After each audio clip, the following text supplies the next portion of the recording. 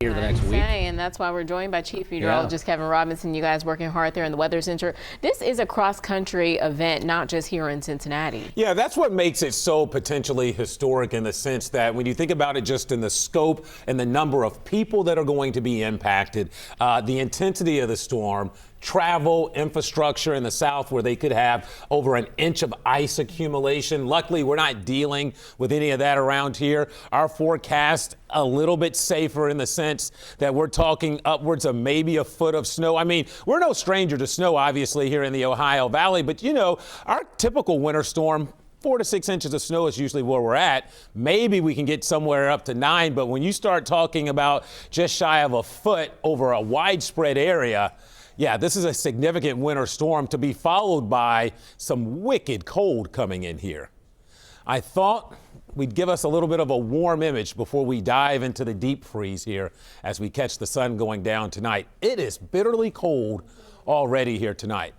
This is what I mean by the scope and the expanse of this storm. Everything in pink, all of these basically, the purple, the blue, some form of winter weather headline, albeit a warning or an ice storm or some type of winter weather advisory. Here's the system tonight. Look at this. Snow is flying from just underneath the banner in South Dakota to rain and ice all the way down there along the U.S.-Mexico border.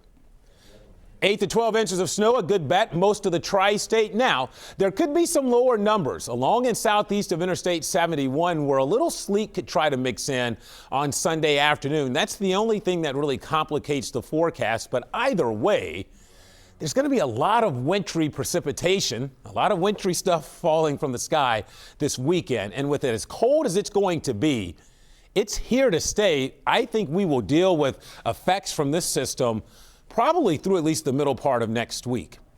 So here's what you need to know.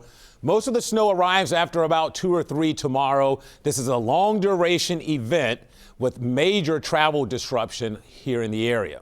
So in terms of snowfall amounts, as I've been saying, most of us end up somewhere 8 to 12. A little confidence in the lower numbers because of the sleet. And there is a ceiling on this. I wouldn't rule out in some of the colder areas, north of the river especially, someone's able to top out at about 13 inches of snow. So it's a big deal for our part of the country. Now, keep in mind, it all doesn't fall at one time. Initially, it's light, I think 1 to 3 Saturday evening and night. Here's the window, Sunday afternoon, Sunday into Sunday night. The bulk of the snow falls during the day on Sunday. That's also when we could get a little mixing in there before it tapers off with maybe another 1 to 3 as the system ends. So after a dry start in the morning, here comes your snow after 2 or 3. Notice the breaks in the snow.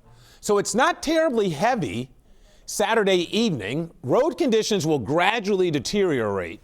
And then as we get into the morning on Sunday, that's when the snow, look how dark these blues are, really begins to pick up and it comes down heavy. At the same time, this is when we could have a little mixing trying to take place, but it snows into the evening on Sunday before the system tapers off. Boy, the sun now down below the horizon on a frigid night. Look at it. Feels like it's 1 out there. Our wind chills tonight could get down as low as 10 below. Our temperatures right now range from 18 in Brooksville to 8 in Connorsville, 14 in Hamilton. So enjoy the quiet, frigid Friday night as temperatures dip into the single digits this evening and wind chills are set to go below 0 tonight. We'll get down to about 5 by morning. With a northeast breeze, those wind chills could get as low as 10 below. We do have a cold weather advisory. It's just we've got so much else going on, too.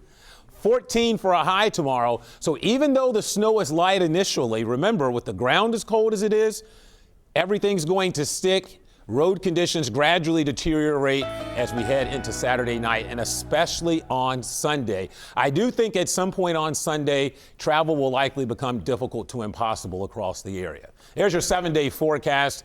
Mike and Ashley, we've got some nights below 0 after this cold. And get this, wind chills next week, Monday night, Tuesday morning, could be low as 10 to 20 degrees below 0. And yes, there is the potential for another snow event that could accumulate come midweek. All right, Kevin, thanks so much. WLWT will continue to lead the way.